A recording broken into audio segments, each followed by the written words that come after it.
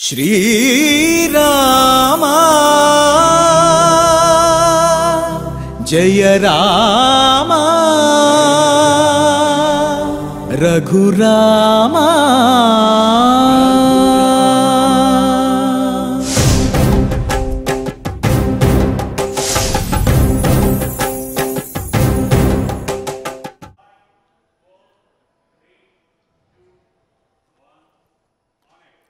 ओं नमो वेंकटेशाय।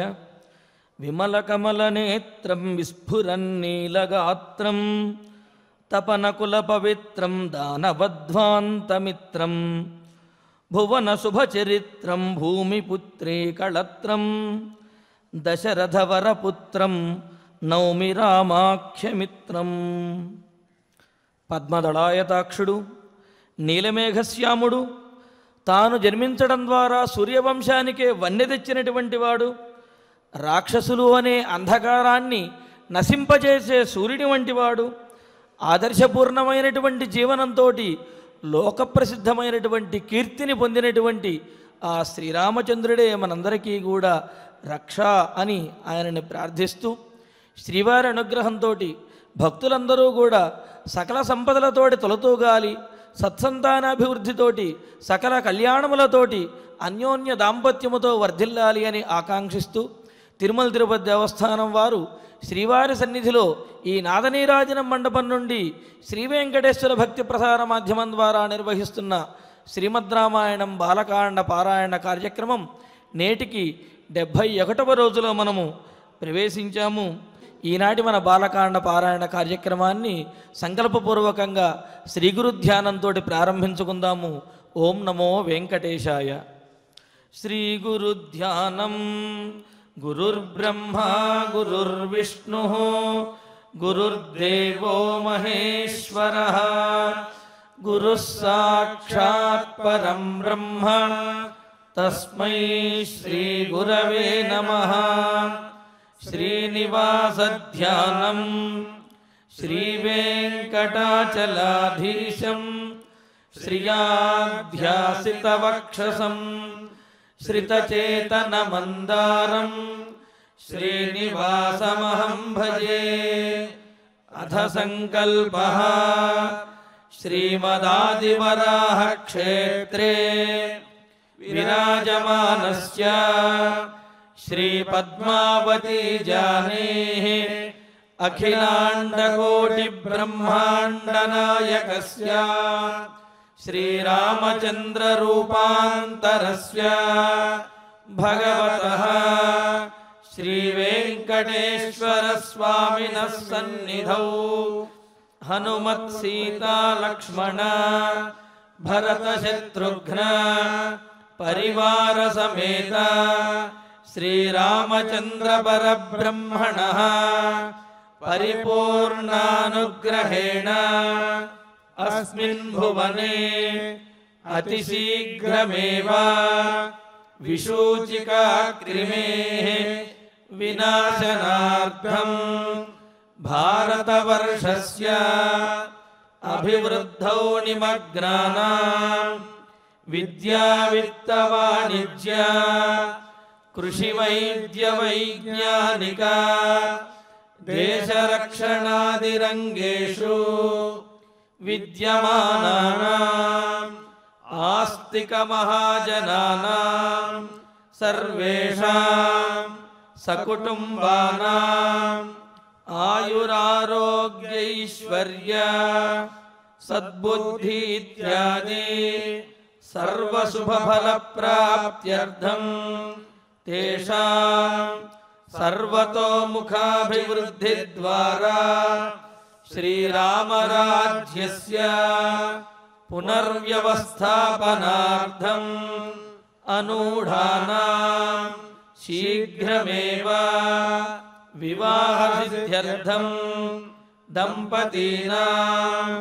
अनुकूलदाम्पत्यसिद्ध्यर्थं सन्तानार्थिनां शीघ्रमेव सत्सन्तानप्राप्त्यर्थं ततः पितृदेवताप्रीत्यर्थं गोसंरक्षणार्थं च सकल संपत्प्रदे श्रीमद्वाल्मीकि रामायणान्तर्गते बालकाण्डे यथाशक्ति श्लोकव्याख्यानपुरस्सरम् अष्टमसर्गश्लोकपारायणम् तथा श्रीमद्योगवासिष्ठे विशूचिका महामारी निवारकस्य महामन्त्रस्य पारायणम् श्रीधन्वन्तरि मन्त्रपारायणं च अन्योन्यसाहाय्येन आचार्यमुखेन करिष्यामहे। श्रीवाल्मीकि प्रार्थना। वाल्मीकिर्मुनिसिंहस्य कवितावनचारिणः शृण्वन् रामकथानादम् को न याति परां गतिम्। श्री आञ्जनेय प्रार्थना। यत्र यत्र रघुनाथकीर्तनम् तत्र तत्र कृतमस्तकाञ्जलिम् बाष्पवारि परिपूर्णलोचनम् मारुतिं नमत राक्षसान्तकम्। श्रीरामायण प्रार्थना। वेदवेद्ये परे पुंसि जाते दशरथात्मजे वेदः प्राचेतसादासीत् साक्षाद् रामायणात्मना। श्रीराम प्रार्थना।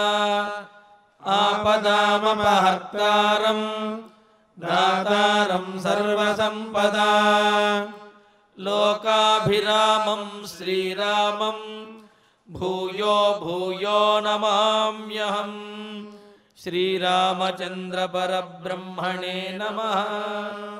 अथ श्रीमद् रामायणे बालकाण्डे अष्टमः सर्गः। श्री गुरुभ्यो नमः। श्री वेंकटेश चरणौ शरणं प्रपद्ये। श्रीरामाय नमः। इत्युक्त्वा नृपशार्दूलः सचिवान् समुपस्थितान् विसर्जयित्वा स्वं वेश्म प्रविवेश महाद्युतिः। ఈ విధంగా తగిన జాగ్రత్తలు తీసుకొని ఏ లోపం రాకుండా ఈ మహాక్రతువు పూర్తి అయ్యేలాగా మీరందరూ సహకరించాలి అని పరిపరి విధాల ప్రార్థించి వారందరినీ కూడా వారి వారి ఇళ్లకు పంపించేసేడట దశరథ మహారాజు. నృపశార్దూలుడైన అంటే రాజశ్రేష్ఠుడైన ఆ దశరథ మహారాజు ఇత్యుక్త్వా ఈ రకంగా చెప్పి సచివాన్ సముపస్థితాన్ విసర్జయిత్వా తనకు దగ్గరగా ఉన్నటువంటి ఆ సచివులను వారి వారి చోట్లకు విసర్జయిత్వా పంపించి మహాద్యుతి స్వం వేష్మ ప్రవివేశ అన్నారు. ద్యుతి అంటే కాంతి, మహాద్యుతి అంటే గొప్ప కాంతి కలవాడై తన నిజమందిరానికి వెళ్ళాడు అని అర్థం. అంటే అంతఃపురానికి వెళ్ళాడు.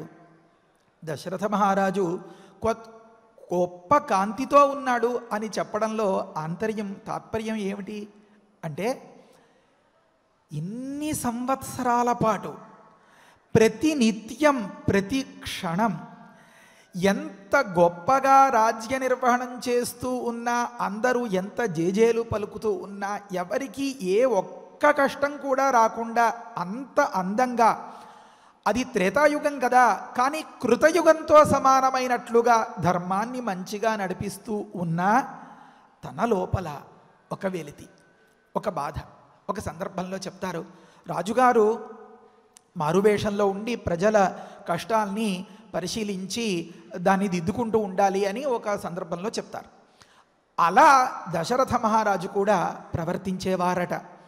అలా ముసుగేసుకుని ఏదో ఒక విదేశీయుళ్లాగా సంచరిస్తూ ఉంటే ఒక్కొక్క ఇంట్లో ఆ పిల్లవాడిని ఎత్తుకుని ఆడించేలాంటి తల్లిదండ్రులు, ఆ పిల్లలకి ఏదో చదువు నేర్పిస్తూ ఆ అరుగు మీద కూర్చోబెట్టుకుని రాయిస్తూ ఉండేటటువంటి తల్లులు, లేకపోతే ఆ తండ్రి పిల్లవాడి చెయ్య పట్టుకుని నెమ్మదిగా అడుగులు వేయిస్తూ ఉండే సందర్భాలు, కొంతమంది ఏదో బారసాల చేసుకుంటూ ఉంటే మరి వచ్చిన పెద్దలు సందర్భాన్ని తగినట్లుగా మాట చెప్పాలి కదా. ఏవైనా కానండి, ఎన్ని సుఖాలు ఎన్ని సంతోషాలు ఉన్నా పిల్లల కలిగేటటువంటి ఆనందం అది ఆత్మానందం అని అనుకుంటున్నారట. ఒక సందర్భంలో చెప్తారు వేదంలో, ఓం బ్రహ్మాత్మన్వద సృజత తదకామయత సమాత్మనా పద్యేయేతి ఆత్మన్నాత్మన్నిత్యామంత్రజత. పరమాత్మ ఒక సందర్భంలో ఆత్మన్వత్ అసృజత అంటే చేతనమైనటువంటి సృష్టిని చేశారట. అంటే రకరకాలుగా ఉండేలాంటి జడ పదార్థాలు, కదలనివి, స్పందించనివి, ఎన్ని రకాలు వాటిని లోకంలో భోగం కోసం సృష్టించినా కదిలే అంటే సెన్సర్లు అని అనుకున్నాం కదా, స్పందించేటటువంటి జ్ఞానేంద్రియాలతో కూడిన ఒక్క మాటలో మనసున్న మనుషుల్ని సృష్టించి చాలా తృప్తి పడ్డారట. ఆ తృప్తి పడి వాళ్ళని కన్నపిల్లల్ని దగ్గరికి పిలిచి దగ్గరికి తీసుకుని ఆ చేరదీయడంలో ఆ పిల్లవాడిని నిమురుతూ ఒళ్ళో కూర్చోపెట్టుకోవడంలో ఉండే ఆనందం ఇంత అంతా కాదు కాబోలు. అది మనకెక్కడి నుంచి వచ్చింది అంటే అన్నీ తండ్రి పోలికలు అంటారు కదా. మనల్ని సృష్టించిన ఆ మన తండ్రి పోలికలు కావచ్చు మనం ఇలా ఆనందిస్తామంటే. ఆయన కూడా ఆ ఆత్మన్ ఇది ఆమంత్రయత, తన కొడుకుల్ని పిలిచారట దగ్గరికి తీసుకుని వారితో ముద్దులాడి వాళ్ళతో సంతోషంగా గడపాలి అని కాబోలు. మనం కూడా ఓ చిన్న బొమ్మ వేసి ఇది నేను వేసాను అని చాలా ఆనందిస్తాం.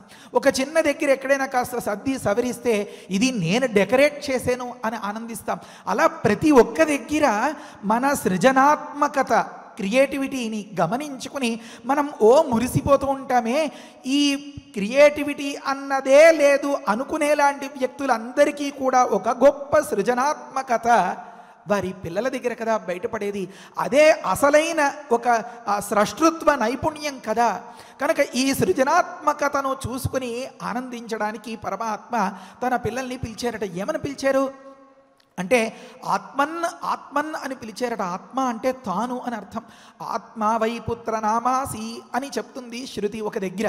కనుక ఇది నా లోపల ఉండేటటువంటి ఆ సూక్ష్మమైన నా ఆశలు, ఆశయాలు, సంకల్పాలు వీటన్నింటికి ఒక బాహ్యమైనటువంటి ప్రతిరూపం ఇది అనే ఒక భావనట. కనుక ఆ పేరుతోటి హే ఆత్మన్ అని పిలిచారట పరమాత్మ. ఇలా దీని అన్నింటి గురించి గొప్పగా చెప్తూ ఉండే సందర్భాలు కొన్ని అరుగుల మీద, కొన్ని ఇళ్లలో, ఉత్సవాల్లో. ఇదంతా వింటూ ఉంటే దశరథుడికి ఒకవైపు కొద్దిగా సంతోషం కలిగింది. ఏమని, నా పాలనలో ఎవరికీ ఏ కష్టాలు లేకుండా సుఖంగా ఉంది అని. కానీ అంతరాళాల్లో, బ్యాక్గ్రౌండ్లో అంటాలే అలా నడుస్తూ ఉన్నటువంటి ఒక చిన్న ఆలోచన ఏదో ముల్లులాగా గుచ్చుతోంది. ఈ సుఖం, ఈ సంతోషం నాకు కూడా ఉంటే ఎంత బాగుండు అని. అలాగా ఒకసారి కాదు, 2 సార్లు కాదు, అనిపించినదే తడవుగా పదే మనం గతంలో కూడా చెప్పుకున్నాం. ఆ పసిపిల్లలందరినీ కూడా తనే ఎత్తుకుని తను ఆడిస్తూ తన రాజరికాన్ని కూడా పక్కన పెట్టి అలా ఉన్నారు. తపి అమాన ఏ మానము పడకుండా, బిడియం పడకుండా ఆ పిల్లలందరినీ ఎత్తుకుని అని అప్పుడు చెప్పుకున్నాం కదా. అలాంటి స్థితిలో మహర్షుల వాక్కు అది ఊరికే పోదు, ఖచ్చితంగా ఫలితాన్ని ఇచ్చేది. కనుక రాజా నీకు జయమగుగాక, నీకు సంతతి కలుగుతుంది, నీ వంశం నిలబడుతుంది అనే మాటలకి మొన్న మనం అనుకున్నాం బాష్ప పర్యాకులేక్షణ అని. గుడ్ల నిండా, కంటి నిండా నీరు నిండిపోతే దాన్ని కూడా వర్ణిస్తారు. అవి చాలా చల్లగా ఉంటాయట. శీతలమైనటువంటి ఆనంద బాష్పములతో నిండిన కళ్ళతో ఉన్న ఆ దశరథుడు అని మనకి వ్యాఖ్యానం చెప్పిన వారంతా మనకి గురువులు.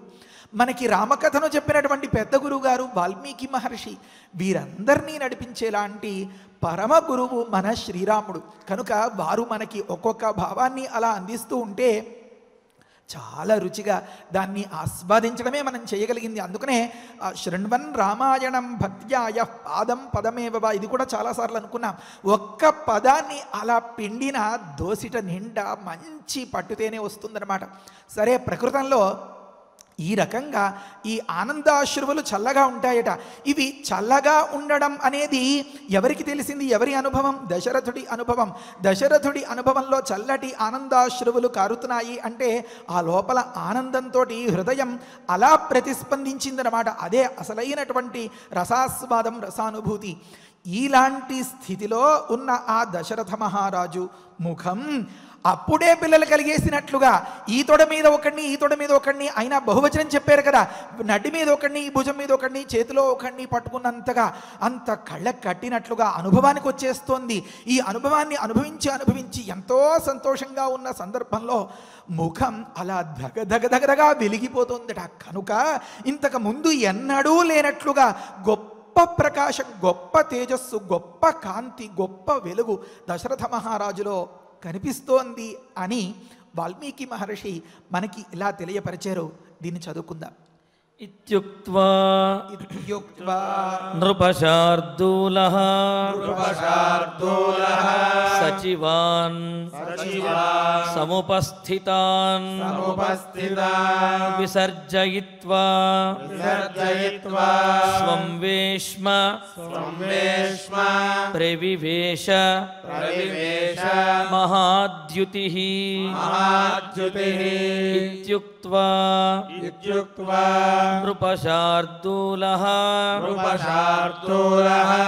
సచివాన్ సముపస్థితాన్ విసర్జయిత్వా స్వం వేష్మ ప్రవివేశ మహాద్యుతిః తతః స గత్వా తాః పత్నీః నరేంద్రో హృదయ ప్రియాః ఉవాచ దీక్షాం విశత యక్ష్యేహం సుతకారణాత్. తతః అటు పిమ్మట సహా నరేంద్ర, ఆ మహారాజు రాజాధిరాజైన దశరథుడు, హృదయ ప్రియాః తన మనస్సుకి చాలా ఇష్టమైనటువంటి తాహ పత్నీః అన్నారు. ఇక్కడ చాలా గమ్మత్తు చమత్కారం. ఆ భార్యలను గూర్చి ఆ భార్యల దగ్గరికి గత్వా వెళ్ళి ఉవాచ ఇలా పలికేరట. ఏమని? అహం సుతకారణాతు యక్ష్యే, నేను సంతతి కోసం. ఇక్కడ కూడా ఇంకా విచిత్రం, సుత అన్నదానికి కన్నవారి కోసం అని అర్థం అన్నమాట. ఏదో ఇలాగా సంతతిని పొందడం, లేకపోతే పిల్లల్ని పెంచుకోవడం, దత్తత తీసుకోవడం అన్నది అది ఒక రకం. ప్రతి వ్యక్తికి ఉండేటటువంటి ఒక మంచి వాంఛ కన్నవారు కావాలి అని. కనుక సుత అన్నదానికి అదే అర్థం అన్నమాట. సుత కారణాతో పిల్లల కోసం యక్ష్యే, నేను యాగం చేయడానికి సిద్ధపడుతున్నాను. దీక్షాం విశత, మీరందరూ కూడా దీక్ష పట్టండి అన్నారట. అంటే ఏమర్థం? దీక్ష పట్టడం అంటే ఏదో నారబట్టలు కట్టుకుని, లేకపోతే ఒక రకమైనటువంటి గదిలోకి వెళ్ళిపోయి ఒక రకంగా జపమాల పట్టుకుని ఏదో పూజ చేస్తూ ఉండడం, అది యజమాని చేసే పని. మరి ఇల్లాలు ఏం చేయాలి అంటే అక్కడ ఒక గురువుగారు వివరిస్తారు. ఏమనంటే ఎప్పుడు సంతోషంతో ఉండాలట. ఒక్క చిన్న మాట కూడా మనస్సుని కష్టపెట్టేలాగా మాట్లాడకూడదట, అబద్ధాలు ఆడకూడదట, అశుచిగా ఉండకూడదట, పవిత్రంగా ఉండాలి, నుదుట కుంకం పెట్టుకుని ఉండాలి, ఎప్పుడూ తల దువ్వుకుని తలలో పూలు పెట్టుకుని శుభ్రమైనటువంటి తడిపి ఆరేసుకున్నటువంటి బట్టల్ని కట్టుకుని ఎవరికైనా సరే వీలైనంత వరకు దానం చేస్తూ ధర్మం చేస్తూ ఏ ఒక్కరిని కూడా విమర్శించకుండా ఇలా చెప్తారు. భగవంతుని యందు, చేసే పని యందు, తన భర్త పట్ల, ఆ జరుగుతూ ఉండేటటువంటి పూజ పట్ల ఎంతో అపేక్షతో ఇది నాకు కావాలి అనే భావంతో ఉండాలట. ఎందుకని అంటే మీరేదో మొక్కుకున్నారు, మీరేదో తంటాలు పడుతున్నారు, మీకు కావాల్సింది ఏదైనా ఉంటే నేను ఏర్పాటు చేస్తాను, అవసరమైతే పిలవండి అని అనేలాగా ఉండకూడదు, విముఖంగా ఉండకూడదు, అపేక్షగా ఉండాలి. అలాగని గొప్ప పూజ చేద్దామని ఇన్ని బుట్టడు పూలు కొనుక్కుని వాడెవడో సరిగ్గా ఫోటో తీయలేదనో, వీడెవడో వీధిలో ఎవరో పిలిస్తే పలకరించలేదనో వాళ్ళ మీద వీళ్ళ మీద విరుచుకు పడకూడదు. ఇలా అసహనాన్ని వ్యక్తపరుస్తూ ఉంటే మనం సాంగం సపరివారం సశక్తి పత్ని పుత్ర పరివార సమేతం శ్రీరమా సహిత సత్యనారాయణం ఆవాహయామి స్థాపయామి పూజయామి అనేటప్పటికల్లా మన భక్తికి, మనకి ఉండేటటువంటి ఆ స్వామి మీద అపేక్ష కొద్దీ ఆ దేవుడు వచ్చి అక్కడ కూర్చుంటాడు. వచ్చి కూర్చున్న తర్వాత పెద్ద ఆయన ఏ చిన్న అయిష్టమైనటువంటి అంశం జరిగినా అక్కడి నుంచి లేచి వెళ్ళిపోతాడు. పిల్లలు అచ్చం పిల్లల మాదిరే, మీరు గమనించండి. పిల్లల్ని బాగా ముద్దు చేసి మీరేదో దగ్గరికి తీసుకుంటారు అనుకోండి, కాస్త వాళ్ళ మీద వీళ్ళ మీదైనా విసుక్కుంటే నేను మా అమ్మ దగ్గరికి వెళ్ళిపోతా అని అటు ఇటు చూస్తాడు తప్ప మన ఒళ్ళో కూర్చోడు వాడు. ఈ రకంగా తనకు ప్రతికూలమైన వాతావరణం, ఈ అసహనాన్ని వ్యక్తపరచడం కానీ, అశుచి కానీ, అసత్యమాడడం కానీ, లేకపోతే సంతోషం లేకపోవడం కానీ, ఇలాంటి విషయాలన్నీ ఉంటే వాళ్ళు వెళ్ళిపోతారు. వాళ్ళు వెళ్ళిపోతే అంటే భార్యలు అనుకూలంగా కనకలేకపోతే వీరు ఇలా ప్రవర్తిస్తే వచ్చిన నష్టమేమి? మీరు మీ పూజ గదిలో పూజ చేసుకోండి, ఈ యాగమండపంలో ఉండండి, మేమెక్కడో మా అంతఃపురంలో ఉంటాం, మీకు కావలసిన ఏర్పాట్లు చేస్తాం అంటారా? వాళ్ళు లేకుండా యజమాని ఏం కార్యక్రమం చేయగలుగుతారండి? కనుక ధర్మపత్ని సమేతస్య అనుకుంటే తప్ప కథ ముందుకు నడవదే. ఏమి ఆ మాటకి అర్థం అంటే పతి అన్నదానికి రక్షించే అని అర్థం. ఇది సాధారణంగా భర్తకే అని అనుకుంటారు చాలామంది. కాదు, పాణిని మహర్షి చెప్తారు పత్యుర్నో యజ్ఞ సంయోగే అంటారు. ఈ మాటలోనే, ఈ శ్లోకంలోనే ఉంది పత్ని శబ్దం. దాన్ని మనం ఇప్పుడు వివరించుకుంటున్నాం.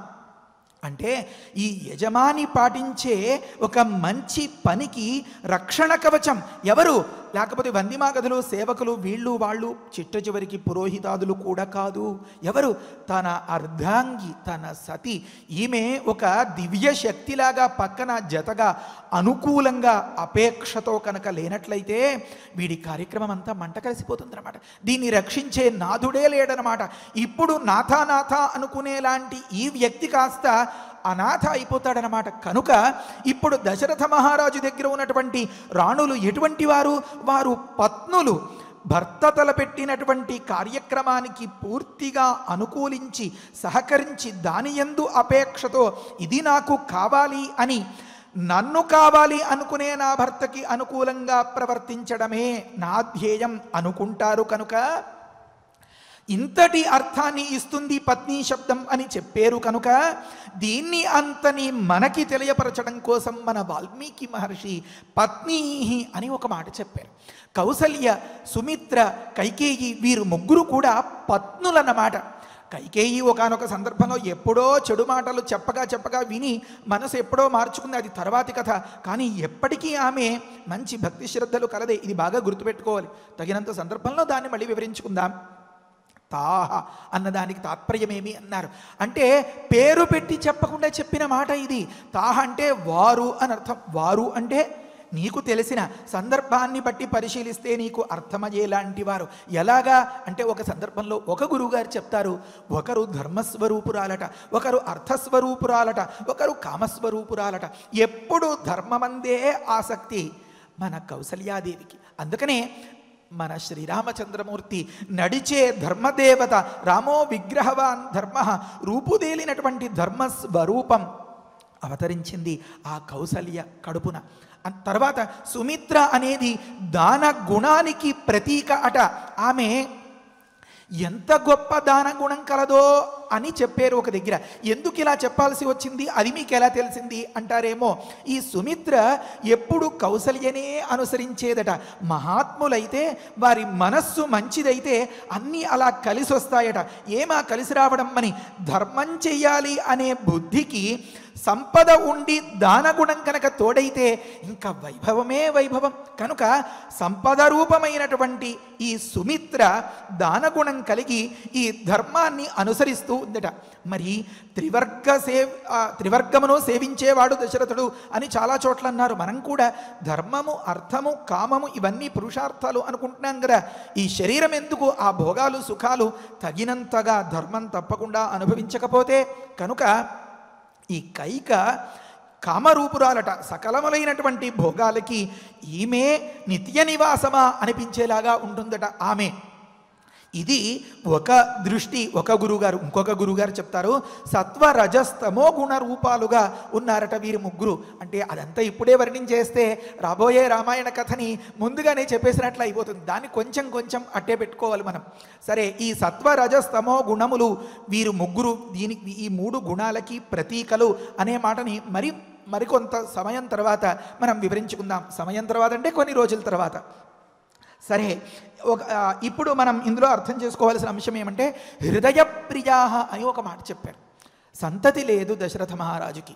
మీరు గమనించండి, ఏదైనా ఒకటి పొందలేకపోతున్నాం అంటే ఇది నీ తప్పే అని ఎంచే దుర్గుణం లేదు.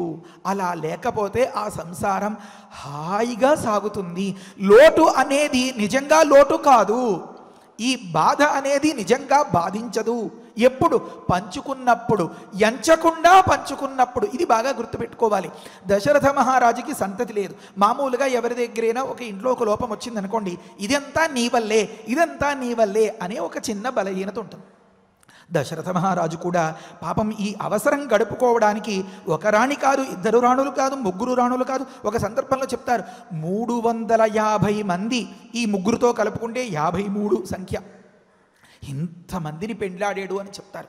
పాపం ఒక్క కడుపునైనా ఒక్క కాయ కాసి ఇక్ష్వాకుల కాలం నుంచి వచ్చినటువంటి ఈ వంశం అంతా కూడా సుప్రతిష్ఠితమై ఇంత కష్టపడి అజేయంగా తయారు చేసినటువంటి ఈ రాచరికం అంతా కూడా మంచిగా నిలబడితే బాగుండు అని ఎంత ప్రయత్నమో చేశాడు పాపం దశరథుడు. ఈ దశలో మీరు గమనించండి, ఇంతమంది సంతానవతులు కాలేకపోవడం వారి దోషమా, మరి దశరథుడి వల్ల సంతానవతులు కాలేదు కనుక దశరథుడిలో ఏదైనా తక్కువ ఉందా? అది గమనించి వారెవ్వరూ కూడా దశరథుడిని ఒక్కనాడు కూడా వేలెత్తి చూపి పొడిచినట్లుగా మాట్లాడలేదు. ఎప్పుడూ నాథా నాథా నాథా నాథా అంటూ తనకి అనుకూలంగా ఉండడమే. అంటే ఇన్ని రహస్యాలు ఎలా తెలిసాయంటే, ఒక వ్యక్తికి చాలా కాలం నుంచి దిగులు బాధ ఉన్నట్లయితే అది క్షణాల్లో తీరిపోయేలాగా కళ్ళెదురుగా రుజువులతో సహా కనిపించిపోతే పట్టరాని ఆనందం వచ్చేస్తే మొట్టమొదట ఎవరితో పంచుకుంటాడు? తనకి నచ్చిన వాళ్ళతో పంచుకుంటాడు. ఇప్పుడే వస్తానే అని బండి వేసుకుని ఎక్కడో బయట స్నేహితుడి దగ్గరికి వెళ్ళాడంటే ఇంట్లో దొరకని ఒక రకమైనటువంటి ఓదార్పు ఎక్కడో స్నేహితుడి దగ్గర కోరుకుంటున్నాడు అనమాట. ఫోన్ చేసినా సరే నాకు ఇప్పుడు ఖాళీ లేదు, మళ్ళీ మాట్లాడతానని చెప్పి కట్టేసి తలుపులు వేసుకుని లోపలికి వచ్చి తన భార్యతో మాట్లాడాడంటే అక్కడ తన మనసు విప్పి ఉన్నదంతా చెప్పుకోగలుగుతాడనమాట. అది భరించరాని బాధ అయినా సరే, పట్టరాని సంతోషమైనా సరే. ఇప్పుడు దశరథుడు వీళ్ళందరినీ కూడా పంపేసి కార్యాచరణం కోసం సుమంత్రుడు వీళ్ళని పురమాయించిన వారందరినీ పంపేసి ఎక్కడికి వచ్చాడు? తన అంతఃపురానికి వచ్చాడు. ఎవరి దగ్గరికి వచ్చాడు? తన పత్నుల దగ్గరికి వచ్చాడు. తను చేయదలిచినటువంటి కార్యక్రమానికి రక్షణ కవచంలాగా ఉండి అనుకూలవతులై కాపాడుతారు కనుక పత్నుల దగ్గరికి వచ్చాడు. ఇంకొక మాట, వీళ్ళు తన ధర్మాన్ని రక్షిస్తారు కాదనలేదు, కానీ ఒకవేళ తన మనస్సుకి నచ్చని వారైతే అక్కడ కూడా రాలేరు. కనుక ఏదైనా బాధగా ఉంటే పొద్దుపోయేంత వరకు అక్కడక్కడ తిరిగి రావడమో ఇలాంటివి మనం లోకంలో వింటూ ఉంటాం. అలా కాకుండా 5 నిమిషాలు ముందుగానే పర్మిషన్ పెట్టి ఇంటికి వచ్చేసాడు అనుకోండి, ఆ భర్త తన ఇల్లాల్ని వెతుక్కుంటూ వచ్చినంతలో ఆ అన్యోన్యత, నాకు ఇక్కడ మాత్రమే ప్రీతి దొరుకుతుంది అనేటటువంటి ఒక భావ ప్రకటన కనపడుతుందన్నమాట. ఇంతటి దశరథ మహారాజు కూడా తన పత్నుల దగ్గరికి వచ్చేసాడు. వారు హృదయ ప్రియులు, తన మనస్సుకి పూర్తిగా నచ్చినవారు. తన మనస్సుకి ఎప్పుడు పూర్తిగా నచ్చుతారు? తను వారి మనస్సులకి హృదయాలకి అంతగా నచ్చినప్పుడు. అంతే కదా, మనల్ని ఇష్టపడేవారంటే మనం చాలా ఇష్టం పెంచుకుంటాం. మనల్ని అసహ్యించుకుంటున్నారు, ద్వేషిస్తున్నారు అంటే మనం ఎలా ప్రేమించగలుగుతాం? కనుక ఇంతటి అన్యోన్యత, ఇంతటి ధర్మ సంరక్షణ, ఇంతటి ఆనుకూల్యత త్రివర్గానికి వారు ముగ్గురు పెట్టిన పేర్లా అన్నట్లుగా ఉన్నటువంటి ఆ కౌసల్య, సుమిత్ర, కైకేయి వీరి గురించి ఇంతవరకు వాల్మీకి మహర్షి చెప్పినట్లేదు లేదు కదా, గడిచిపోయిన కథ. నేనైతే మర్చిపోయిన, మీరు మర్చిపోరు కదా. కనుక ఇప్పుడే చెప్తున్నారు. ఆ రాణులని ఇప్పుడే మనకి దాని ఏమంటారు, ప్రజెంట్ చేయడం, ఆవిష్కరించడం, ఆ దృశ్యాన్ని చూపించడం అంటారు కదా. కనుక సత్వరజస్తమో గుణాలుగా ధర్మార్థ కామములనే 3 పురుషార్థాలుగా సుప్రసిద్ధములైనటువంటి తన యాగ సంరక్షణను అనుకూలించి సహకరించే పత్నులైన, తన హృదయమునకు అత్యంత ప్రియులైన తన అంతఃపుర కాంతలు దగ్గరకు వెళ్ళి ఈ మాట చెప్పారట. మీరందరూ దీక్ష పట్టండి. ఆ మాటలు మనం అనేసుకున్నాం. ఒక సందర్భంలో ఒక గురుగారు వర్ణిస్తారు, ఈ పూటతోటి ఈ సర్గ పూర్తయిపోతుంది. మరి మనం అనుకున్నాం కదా, పిల్లవాడికి ఒక జ్యూస్ ఏదైనా ఇస్తే ఆఖరి బొట్టు దాకా కూడా తాగి దాన్ని కుదిపి ఆ బొట్టుని కూడా ఆస్వాదిస్తాడు అని మనం ఆస్వాదించాలి. ఈ విషయం మళ్ళీ రాదు. ఏమనంటే, దశరథ మహారాజు లోపలికి వెళ్ళేటప్పటికీ ఆ సందర్భం ఎలా ఉందో చెప్తారు గురుగారు. పై శ్లోకం బాగా మనకి వంట పట్టి తెలియాలంటే ఈ శ్లోకాన్ని ఇంకొంచెం మనం పిండుకుని తాగాలన్నమాట. ఏమనంటే, మొట్టమొదట కౌసల్య దగ్గరికి వెళ్ళారట. కౌసల్య చాలా దిగులుగా ఓ దగ్గర కూర్చుని ఉంది. చాలా దిగులుగా అనేదానికి ఎలా తెలిసింది మీకు అంటే, ఏ రకమైనటువంటి ఉత్సాహం లేదు ఆ ముఖంలో, ఏ రకమైనటువంటి ప్రవృత్తి లేదు ఆ చేష్టలో, ఆ సన్నివేశంలో, ఆ పరిస్థితిలో. కళ్ళ నిండా నీళ్లు. స్త్రీకి ఏమి మనస్సుకి అభిప్రాయం? ఒక సందర్భంలో వేదం చెప్తోంది, కోరుకోమ్మా నీకు వరం ఇస్తాను అని భగవంతుడు అంటే, ఓం సమాయుషా సంప్రజయా సమగ్నే వర్చసా పునః. ఆడదాని హృదయం ఇలా ఉంటుందట, భగవంతుడా నేను 10 కాలాలు ఆరోగ్యంగా హాయిగా ఉండాలి. ఎందుకు? నా భర్త పిల్లలకి ఏదైనా చేసి పెట్టాలి. చెప్పే మాటలో భర్త పిల్లలు అని వచ్చింది, కానీ వేదం ఏం చెప్తోందంటే సమాయుష సంప్రజయా, నేను నా ప్రజతో ఎప్పుడూ సంగతమయ్యి ఉండాలి. నా పిల్లలు ఎప్పటికీ నాకు దూరం కాకూడదు. పిల్లలు అనేవాళ్ళు కలిగితే కదా మరి దూరం అవ్వడం అనేది, కనుక కలగడం కూడా అందులో ఇమిడిపోయి ఉందన్నమాట. కనుక నాకు పండంటి సంతతి కలగాలి, ఆ సంతతి ఎప్పటికీ నాకు దూరం కాకూడదు. ఆ తరువాతి మాట భర్త సమాయుష ఆయుష్ సంప్రజయా, పిల్లలు సమగ్నే వర్చస పునః. మహాప్రభో నాకు మంచి వర్చస్సు ప్రతాపం కావాలి. ఏమా ప్రతాపం? విద్యారణ్యుల వారు వేదభాష్యం రాస్తారు, వర్చస పాతివ్రత్య లక్షణైన తేజస అంటారు. నా భర్తని అనుసరించి అతనికి సుఖాన్ని ఇచ్చి అతని సుఖంలోనే నా సంతోషాన్ని వెతుక్కోవడం ద్వారా నన్ను చూసి మైమరిచేలాంటి, ఎంత వర్ణించినా తక్కువే. ఆ దాంపత్య మధురానుభూతి వల్ల కలిగిన ఏ పాతివ్రత్యం అయితే ఉందో అది అనుభవించడానికి ఆనందం. లోకంలో చూసే వాళ్ళకి అది ఒక మహాదీప్తి, గొప్ప పరాక్రమం, సూర్యుణ్ణి సైతం స్తంభింపచేసేలాంటి ఒక దివ్య శక్తి. అలాంటి శక్తిని నాకు ఇవ్వు అనుకుంటారట. ఇలా స్త్రీకి మనస్సులో ఉండేటటువంటి అభిప్రాయం ఇది. కనుక వివాహ మంత్రాల్లో చెప్తారు, ఏదో హడావిడిగా అవగొట్టేస్తే ఆ తృప్తి ఎక్కడిదండి? మనం కొన్నిసార్లు గుర్రమెక్కి వెళ్ళాలి, కొన్నిసార్లు ఏనుగెక్కి వెళ్ళాలి. మరి గజగమనంలాగా, కలహంస గమనంలాగా వెళ్తూ ఉండే శ్రీమద్ రామాయణంలో ఆ శ్లోకంలో ఉండే ఒక్కొక్క తాత్పర్యాన్ని వేదమంత్రాల సాక్షిగా మనం అర్థం చేసుకుంటే స్త్రీ యొక్క మనస్సుని మనం చూడగలుగుతామన్నమాట. ఒక సందర్భంలో శృతి చెప్తుంది, సాధారణ ఒక మంత్రం ఉంది, ఓం ఆనో వీరో జాయతాం కర్మణ్యః యగుం సర్వేను జీవామ యో బహూనామ సత్వశీ. ప్రతి తల్లి తన సంతతి గురించి పడేటటువంటి ఆరాటాన్ని అద్దంలో పట్టి చూపిస్తోంది ఈ మంత్రం. ఒక సందర్భం ఉంటుంది, ఏమనంటే మనం ఏదైనా ఒక పని చేస్తూ ఉంటాం అనుకోండి, మనస్సులో ఆలోచన ఏదుందో ఆ మాటలు మాట్లాడేసుకుంటూ ఉంటాం. ఉదాహరణకి కాఫీ చల్లారుస్తూ ఉంటారు అనుకోండి, ఆ కాఫీ గురించి ఏం మాట్లాడతారు, కాఫీని ఎంతసేపు చూస్తారు, ఈ ప్రక్రియ జరుగుతూ ఉంటుంది. కానీ మనస్సులో మాట ఎందుకు, పిల్లాడు దానికోసం వెయిట్ చేస్తున్నాడు అనుకోండి, ఒరే నాయనా నువ్వు ఇలా ఉండాలిరా, నువ్వు అలా ఉండాలిరా, నువ్వు ఇలా చదువుకోవాలి, అలా చదువుకోవాలి. ఈ మాటలన్నీ కాఫీ చల్లార్చడం కోసం అవసరమా?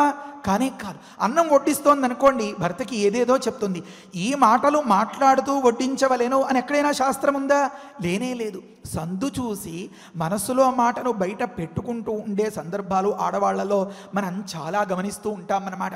ఈ రకంగా యజ్ఞ ప్రక్రియలో ఒక దగ్గర ఒక బండికి చక్రాన్ని తగిలిచ్చే సందర్భం వస్తుంది. ఆ చక్రాన్ని తగిలిచ్చేటప్పుడు అది నునుపుగా ఉండి, ఆ లూబ్రికెంట్ అంటారే, ఫ్రీగా మూవ్ అయ్యేలాగా దానికి కొంత పూత పూయాలి. ఆ పూత ఈ యజమాని యొక్క పత్ని చెయ్యాలన్నమాట ఈ పని. అది చేసేటప్పుడు భార్య అనుకుంటుంది, లెక్క ప్రకారం ఈ బండి గురించో చక్రం గురించో కార్యక్రమం గురించో మాట్లాడాలి కదా. ఆ మాట కాదు. ఏం మాట? మనసులో మాట. ఆనో వీరో జాయతాం, భగవంతుడా నహా మాకు వీరహ ఆజాయతాం, శూరుడైన కొడుకు కలగాలి. అంటే కొడుకు ఏదో చిన్న తుంపరకి తుమ్మేసి లేకపోతే మరొక దానికి చీదేసి అలా ఏది తిన్నా పడదు, బయటికి వెడితే ఏమో ఎండకి వాడిపోతాడు, మరొక దానికి కమిలిపోతాడు, ఫ్యాన్ లేకపోతే దోమలు కొడితే ఎలర్జీ వచ్చేస్తుందంటే ఆ పిల్లాడిని చూస్తే ఆ తల్లికి ఏం సంతోషం. గట్టిగా ఉండాలి రా, చూడు మిగతా వాళ్ళందరినీ ఏం తిన్నా పడదు అని ఇలా తన బాధ చెప్పుకుంటూ ఉంటుంది. కనుక ఆనో వీరోజాయతాం, మంచి శూరుడుగా ఉన్నాడు అనుకోండి, మనం కథ తప్పించుకోవట్లేదండోయ్. కథను పెంచడం కోసం నేను తప్పించుకుని వేరేది చెప్పట్లా. దీన్ని అంతనీ దృష్టిలో పెట్టుకుంటే తప్ప మనకి తర్వాతి శ్లోకం అర్థం కాదు. అక్కడ ఉన్నాం మనం. వీడు సకల కర్మల యందు మంచి కుశలుడుగా ఉండాలి. చెప్పిన మాట వినకుండా బేత్త పెహల్వాన్ లాగా ఇలా ఉండి సోఫాలోంచి కదలకుండా ఉంటే ఆ కొడుకు వల్ల ఆనందమేమి? చిటికలో అమ్మ నీకెందుకు నేను చేసి పెడతాను అనిపించేలాంటి కొడుకు కావాలి. కనుక కర్మ కుశలుడు అవ్వాలి. కర్మణ్య. ఇన్ని మాటలు ఎందుకు? యగో సర్వేను జీవామా, తను ఎన్ని బాధలు పడినా ఒకవేళ కాలం కలిసిరాక తన భర్త ఎన్ని రకాలుగా హింసించిన, అత్తమామల దగ్గర ఎలా నలిగి చిత్తైపోయినా, ఎన్నో ఆశలతో పుట్టింటి నుంచి అత్తింటికి మెట్టినింటికి వచ్చినటువంటి ఈ ఇల్లాలు యగోన్ సర్వేనో జీవామ, ఏ ఒక్క కొడుకైనా సరే ఉంటే, మంచి సుగుణవంతుడైతే, మంచి కర్మ కుశలుడు నేర్పరి అయి ఉంటే, మంచి పరాక్రమంతో ఉంటే, మంచి విద్యావంతుడు ఉంటే, వాణ్ణి ఆశ్రయించుకుని నేను నా జీవితాంతం సుఖంగా బతికేస్తానో, యం ఏ కొడుకునైతే అనుసరించి వయం జీవేమా, మేము సుఖంగా జీవించేస్తామో అలాంటి కొడుకునివ్వు తండ్రి నాకు. యో బహూనాం అసద్వశీ, ఆఖరి మాట తృప్తి లేదు పాపం ఆ తల్లికి. ఎవరైతే బహూనాం ఏ ఒక్కరికి కూడా వశుడైపోయి తలంచేసి ఇలా తలొగ్గి ఒకడి కింద బానిసలాగా బతకూడదు నా కొడుకు నాకులాగా అనుకుంటుందట ఆ ఇల్లాలు. కనుక ఒకడికి చేతులు కట్టుకుని దాస్యం చేసేలాంటి వాడు కాకుండా వీరుడైన కొడుకు మాకందరికీ కూడా ఒక మంచి చెట్టు నీడలాగా ఉండేలాంటి కొడుకు కావాలి. అంటే మనస్సులో ఆలోచనలు ఇలా ఉంటాయన్నమాట. దీన్ని అంతని దృష్టిలో ఉంచుకుని మనం ఇంతకుముందు ఎక్కడ దారి తప్పబోయాం, పెళ్లి మంత్రాలు హడావిడి లేకుండా అర్థం చేసుకోవాలి అని. దశాస్యాం పుత్రానాధేహి పతిమేకాదశంకృతి అంటాడు. భర్తకి అప్పటి నుంచే ప్రేమ భార్య మీద. ఎప్పుడైతే ప్రేమ ఉందో నీకేం కావాలో అది ముందు పొందాలి, ఆ తర్వాత నాకు కావాల్సింది నీ దగ్గర నుంచి పొందాలి. ఇది ఆలోచన. స్త్రీకి సంతతి అంటే ఇంత ఇష్టం కనుక భగవంతుడా నాకు భార్యకి అసలు ఒళ్ళో ఖాళీ లేకుండా ఎడా పెడ మంచి సంతతిని ఇచ్చి 10 మంది పిల్లల్ని, గంపెడు పిల్లలు అంటారే, పిల్లల్ని ఇచ్చి పతిం ఏకాదశంకృతి, నన్ను 11వ వాడుగా పెట్టు. నన్ను అంత దూరంగా పెట్టినా సరే మనసులో చాలా దగ్గర కదా. తనకు బాగా నచ్చినటువంటి సంతానంతో ఒళ్ళో అలా ఆడిస్తూ పరవశిస్తూ పాలిస్తూ దగ్గరకు హత్తుకుంటూ ఆనందించేస్తూ ఉంటే ఈ ఇల్లాలు నాకు ఇంతకంటే సంతోషం ఏంటి, దాన్ని నేను అస్సలు పీక్కు తినను అని చెప్పుకుంటాడు ఆ భర్త. అని చెప్పుకోమని చెప్తోంది కాదు, అని చెప్పు, నీకు సందర్భం వచ్చింది, దగ్గరగా ఉంది కదా ఈ ఇల్లాలు అని శృతి ఉపదేశం చేస్తోంది.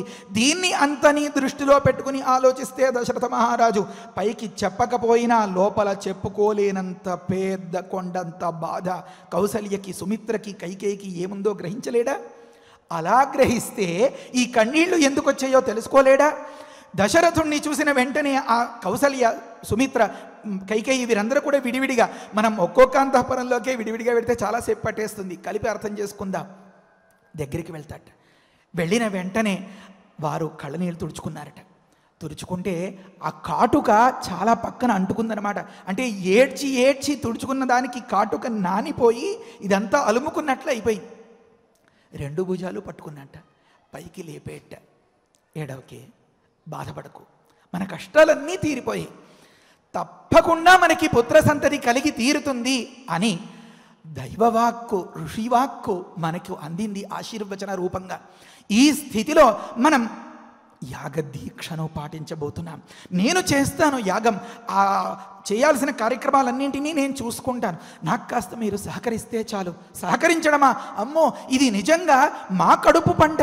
అలాంటి పండగ మా ఒళ్ళో పిల్లలు వస్తూ ఆ పిల్లల్ని ముద్దు చేస్తూ ఆడించేలాంటి రోజులు వస్తే ఇన్నాళ్ళ నుంచి పడిన బాధలు తొలగిపోతున్నాయంటే ఇది ఇంకెంత సంతోషం. కనుక వారందరూ కూడా ఒక మాట చెప్పారట దశరథ మహారాజుకి. ఆ మాటను చదువుకోపోతూ మనం ఈ శ్లోకాన్ని చదువుకుందాం. తతస్సగత్వా పత్నీః నరేంద్రః హృదయప్రియాః ఉవాచ దీక్షాం విశత యక్ష్యేహం సుతకారణాత్ తతస్సగత్వా పత్నీః నరేంద్రః హృదయప్రియాః ఉవాచ దీక్షాం విశత యక్ష్యేహం సుతకారణాత్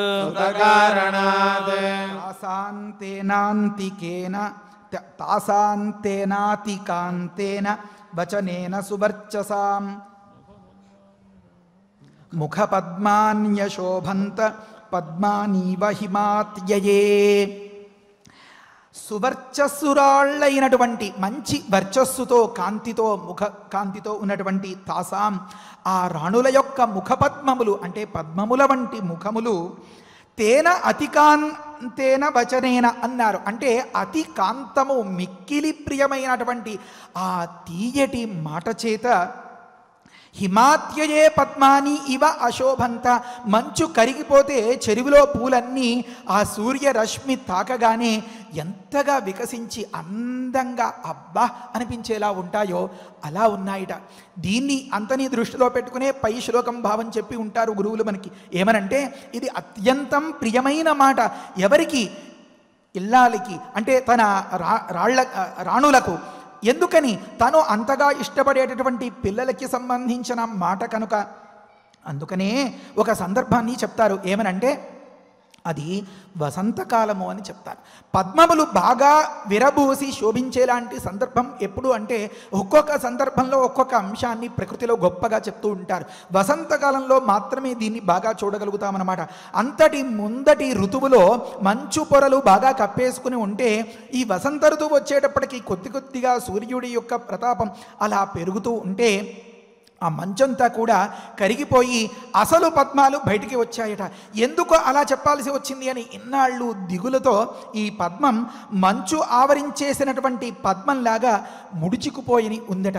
దీన్ని అంతని చూపించడం కోసం మహర్షి ఈ పోలిక చెప్పారట. ఇంకొక పోలిక చెప్తారు. వసంతంలో ఈ పద్మాలు బాగా విచ్చుకుంటాయి అని అన్నామే, ప్రకృత కార్యక్రమం ఈ పోలిక చెప్పడం ద్వారా వసంత ఋతువులో జరిగింది అని చెప్పడం కోసమట. ఎందుకనా చెప్పాల్సి వచ్చింది అన్నారు. ఈ అశ్వమేధ యాగ దీక్షను తీసుకుంటున్నాను, రేపటి నుంచే కార్యక్రమం అన్నారు అంటే ఏమి తాత్పర్యం? ఒక సందర్భంలో చెప్తారు. చిత్రా నక్షత్రం భవతి చిత్రం వా ఏతత్ కర్మ యదశ్వమేధ సమృద్ధ్యై. అశ్వమేధము అనేది చిత్రా నక్షత్రంతో కూడినటువంటి పూర్ణిమ నాడు మొదలుపెట్టి చేయమని ఆ కల్పమంతా చాలా విశేషంగా విస్తృతంగా ఉంది. ఆ సందర్భంలో చిత్రా నక్షత్రం యొక్క పూర్ణిమ దగ్గరగా ఉంది అని చెప్పడం కోసం, ఇది వసంత ఋతువు అని తెలియపరచడం కోసం, పద్మములు బాగా విచ్చుకున్నాయి అని చెప్పడం కోసం హిమాత్యజే పద్మాని ఇవ ముఖపద్మాని అని ఒక మాట చెప్పారన్నమాట. ఆ తర్వాత ఇంకొక తాత్పర్యం కూడా ఏమనంటే, ఒక దగ్గర సూర్యుని యొక్క ప్రభావం సూర్యోదయం అలా అవుతోంది. అలా అవుతోంటే అంతవరకు ఆవరించినటువంటి మంచంతా కరిగిపోయింది. ఇప్పుడు ఇక్కడ పుత్రోదయం అవుతోంది. వీరిని ఆవరించినటువంటి దుఃఖం, బాధ, తన కడుపు పండలేదు అనేటటువంటి ఈ ఆర్తి ఏదైతే ఉందో అదంతా కరిగిపోయి వెళ్ళిపోతోంది. అయితే హిమము యొక్క అత్యయం కాగా అన్నారు. మంచు కరిగిపోగా ఎందుకలా పోల్చాల్సి వచ్చింది? పెద్దవాళ్ళ బాధలు తీసి పడేసేంత తేలిక కాదు, భరించేంత సులువు కాదు అని తాత్పర్యం అన్నమాట. అంటే ఆ మంచు ఎలా అయితే చిక్కదు, దొరకదు, పట్టలేము, అలా అని దాన్ని అధిగమించి ముందుకు వెళ్ళిపోలేము, కారు సైతం ఆగిపోతుంది. అలాంటి సందర్భంలో వీరిని ఆవరించినటువంటి ఈ బాధ అంతా మంచు పొరలు కమ్మినట్లుగా ఉంది. ఈ శ్రీరామచంద్రమూర్తి యొక్క అవతరణం జరగగా రఘువంశ తిలకుడి యొక్క ఆవిర్భావం చేర సూర్యోదయం కలిగినట్లుగా ఈ పుత్రోదయం వారి యొక్క బాధలన్నీ తీరిపోయాయి అని దాని తాత్పర్యం. అందుకనే శృతి ఒక సందర్భంలో చెప్తుంది, పిల్లల పట్ల ఎంత ప్రేమ తండ్రికి అంటే భగవంతుడా రక్షించు రక్షించు అని అనుకుంటే ఎంతవరకు రక్షించాలరా అని అడిగితే భగవంతుడు ఒక తండ్రి కొడుకుని రక్షించినట్లుగా రక్షించు స్వామి, పితేవ పుత్రమభిరక్షతాదిమం అని చెప్పి పండితులు యజమానిని ఆశీర్వచనం చేస్తారు. తండ్రిలాగా కొడుకుని కాచుకున్నట్లుగా నువ్వు నన్ను రక్షించు అని. ఇంతకంటే భగవంతుడికి పోలిక చెప్పడానికి ఏమీ లేదు. ఒక సందర్భంలో సంధ్యావందన మంత్రంలో చెప్తారు, ఓ దేవతలారా ఉషతీరివ మాతరః అని. తల్లిలు ఎలా అయితే పిల్లల్ని బాగా బాగా కోరుకుని ఎన్ని బాధలు పడుతున్నా సరే ఆదరించి వారిని సంరక్షించుకుంటూ జాగ్రత్త పరుచుకుంటూ ఉంటారో, అలా నేను చేసిన తప్పులన్నింటినీ మన్నించి మీ పొత్తిళ్లలో పిల్లవాడిలాగా నన్ను రక్షించమని ఒక దగ్గర ప్రార్థన అన్నమాట. ఆ దేవతకి ఇలా అని పోలిక చెప్పడానికి ఉన్నది ఒకే ఒక కొలబద్ద మాతృత్వం, పితృత్వం, వెరసి వాత్సల్యం. అలాంటి వాత్సల్యాన్ని, ఆ అనుభూతిని మన పిల్లలందరూ మన దగ్గర పొందేలాగా వారందరినీ కూడా ఆయురారోగ్యాలతో రక్షించాల్సిన బాధ్యుడు మన శ్రీరామచంద్ర ప్రభువు. అలాంటి పిల్లల్ని కన్నా తండ్రులను రక్షించాల్సిన, తల్లులను రక్షించాల్సిన బాధ్యత కూడా వారిదే. వీరందరూ సురక్షితంగా ఉంటే అనుభవించడానికి, భోగాల్ని ఇవ్వడానికి, సంపదనివ్వడానికి కూడా స్వామే అర్హుడు. అలాంటి శ్రీరామచంద్ర ప్రభువు సకల శ్రేయస్సులు ప్రసాదించి రక్షించుగాక. హరయే నమః. స్వస్తి. తాసాం తేనాతికాంతేన వచనేన సువర్చసాం ముఖపద్మాని అశోభంత పద్మానీవ హిమాత్యయే తాసాం తేనాతికాంతేన వచనేన సువర్చసాం ముఖపద్మాని అశోభంత పద్మానీవ హిమాత్యయే. రమ్యమైనటువంటి రామాయణ ప్రవచనంలో ఈనాడు దశరథుడు అమాత్యులని వారందరినీ కూడా పంపించి తన ఆనందమును తన పత్రులైనటువంటి కౌసల్య సుమిత్ర కైకేయులతో పంచుకోవడానికి, ఆ శుభవార్తను వారికి తెలియజేయడానికి అంతఃపురానికి వచ్చారు. మరి ఆ సందర్భంలో భార్యాభర్తల యొక్క అనుబంధం ఏ విధంగా ఉండాలి అనే విషయాన్ని చెబుతూ ఇక్కడ పత్ని అనే విశేషాన్ని కూడా మనం తెలుసుకున్నాము. సహజంగా పతి అంటే రక్షించేవాడు అని, మరి పత్ని అంటే ఏం చెబుతారంటే అయ్యా భార్య అంటే భరించబడేది అని చెప్పి, అంటే పతి భరిస్తాడు కాబట్టి ఆమెను భార్య అంటారు. అంటే ఎప్పుడూ రక్షించేది భర్తే అనే ఉద్దేశ్యంలో ఉంటూ ఉంటాం. కానీ పత్ని అనే శబ్దానికి కూడా భర్తను రక్షించేది అనే అర్థం కూడా ఉన్నది. ఎలాగా అంటే భర్త చేసే ప్రతి కార్యాన్ని, అది వైదిక కార్యము అయితే తప్పనిసరిగా భార్య ఉండి తీరాలి, భార్యతో ఉన్నప్పుడే అవి పరిపూర్ణమవుతాయి. అంతేకాదు లౌకికమైనటువంటి కార్యాలలో కూడా కార్యేషు దాసి కరణేషు మంత్రి అన్నట్లుగా భర్తకి చేదోడు వాదోడుగా ఉండేది పత్ని భార్య కాబట్టి ఇక్కడ పత్ని అనే ప్రయోగం చేశారు. ఈ విధంగా భార్యాభర్తలు ఇరువురు కూడా సమానమైనటువంటి బాధ్యత భారములు కలిగినటువంటి వారు అనే విషయాన్ని మనం చక్కగా తెలుసుకున్నాము. మరి అటువంటి భావాలన్నింటినీ కూడా గుర్తుపెట్టుకుంటూ మన నిజ జీవితంలో కూడా వాటిని గుర్తించుకుంటూ ఈ శ్లోకాలను మరొక్కసారి అఖండంగా పారాయణ చేద్దాం. ఇత్యుక్త్వా నృపశార్దూలః సచివాన్ సముపస్థితాన్ విసర్జయిత్వా స్వం వేష్మ ప్రవివేశ మహాద్యుతిః తతః స గత్వా తాః పత్నీః నరేంద్రో హృదయ ప్రియాః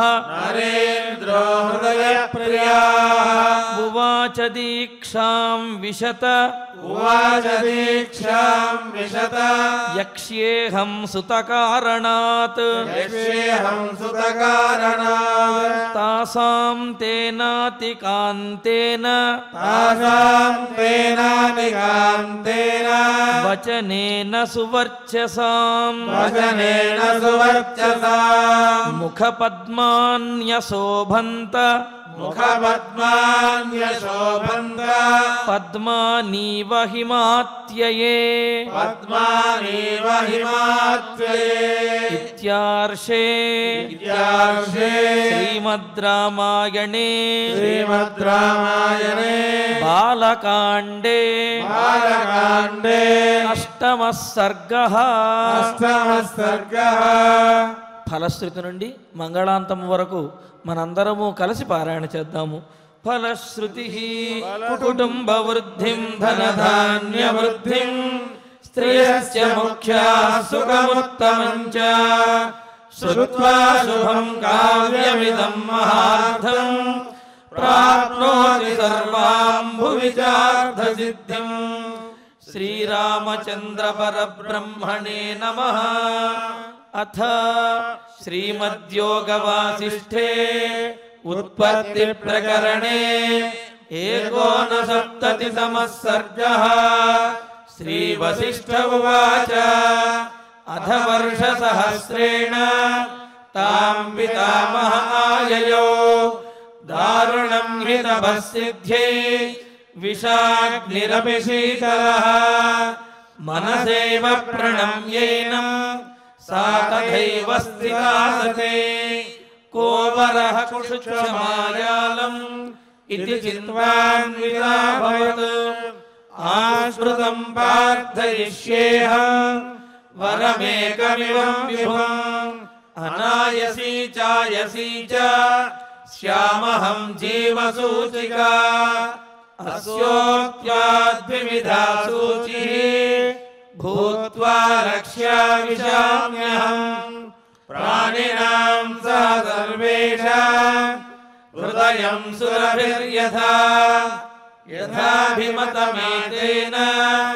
ग्रसेयं सकलं जगत् क्रमेण क्षुद्विनाशाय क्षुद्विनाशः परं सुखम् इति सञ्चिन्तयन्तीनाम् उवाच कमलालयः अन्यादृश्यास्तथा दृष्ट्वा स्तनिताभ्ररवोपमम् ब्रह्मोवाच पुत्रिकर्कटिके रक्षः कुलशैलाभ्रमालिके उत्तिष्ठत्वं तु तुष्टोऽस्मि गृहाणाभिमतं वरम् कर्कट्युवाच भगवन् भूतभव्येश श्यामहं जीवसूचिका अनायसी चायसी च विधेर्पयसि चेद्वरम् श्रीवसिष्ठ उवाच एवमस्मिति तामुक्त्वा पुनराह पितामहः सूचिका सोपसर्गात्मम् भविष्यसि विशूचिका सूक्ष्मया मायया सर्वलोकहिंसां करिष्यसि दुर्भोजना दुरारम्भाः मूर्खा दुस्थितयश्च ये दुर्देशवासिनो दुष्टाः तेषां हिंसां करिष्यसि प्रविश्या हृदयं प्राणैः पद्मप्लीहादिबाधनात् वातलेखात्मिका व्याधिः भविष्यसि विशूचिका सगुणं विगुणं चैव जनमासादयिष्यसि गुणान्वितचिकित्सार्थं मन्त्रो यन्तुमयोच्यते ब्रह्मोवाच हिमाद्रेरुत्तरे पार्श्वे कर्कटी नाम राक्षसी विशूचिकाभिधाना सा नाम्नाप्यन्यायबाधिका तस्याः मन्त्रः ॐ ह्रीं ह्रां ह्रीं ह्रां विष्णुशक्तये नमः ॐ ह्रीं ह्रां ह्रीं ह्रां विष्णुशक्तये नमः ॐ ह्रीं ह्रां ह्रीं ह्रां विष्णुशक्तये नमः ॐ नमो भगवते विष्णुशक्तिमेना ॐ हर हर नय नय पच पच मथ मथ उत्सादय उत्सादय दूरे कुरु स्वाहा हिमवन्तं गच्छ जीव सह सह सह चन्द्रमण्डलगतोऽसि स्वाहा ॐ नमो भगवती विष्णुशक्तिमेना ॐ हर हर नय नय पच पच मथ मथ उत्सादय उत्सादय दूरे कुरु स्वाहा हिमवन्तं गच्छ जीव सह सह सह चन्द्रमण्डलगतोऽसि स्वाहा ॐ नमो भगवते विष्णुशक्तिमेना ॐ हर हर नय नय पच पच मथ मथ उत्सादय उत्सादय दूरे कुरु स्वाहा हिमवन्तं गच्छ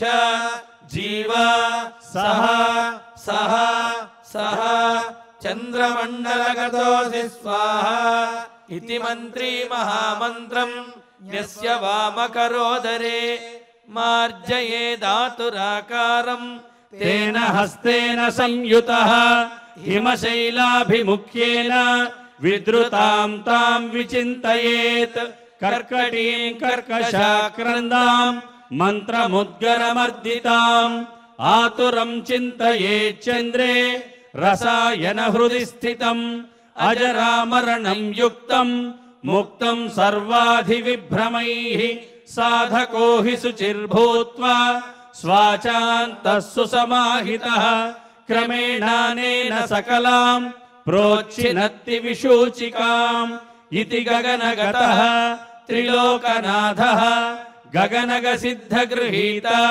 సిద్ధమంత్రః గతః ఉపగత చక్రవంద్యమానః నిజపురం అక్షయం ఆయం ఉజ్వలశ్రీః इति श्रीमद्योगवासिष्ठे उत्पत्ति प्रकरणे 69तमः सर्गः अध धन्वन्तरि ध्यानम् अच्युतानन्त गोविन्द विष्णो नारायणामृता रोगान् मे नाशय शेषान् आशु धन्वन्तरे हरे आरोग्यं दीर्घमायुष्यं बलं तेजोधियं श्रियं स्वभक्तेभ्योऽनुगृह्णन्तं वन्दे धन्वन्तरिं हरिं धन्वन्तरेरिमं श्लोकं भक्त्या नित्यं पठन्ति ये अनारोग्यं न तेषां स्यात् सुखं जीवन्ति ते चिरम्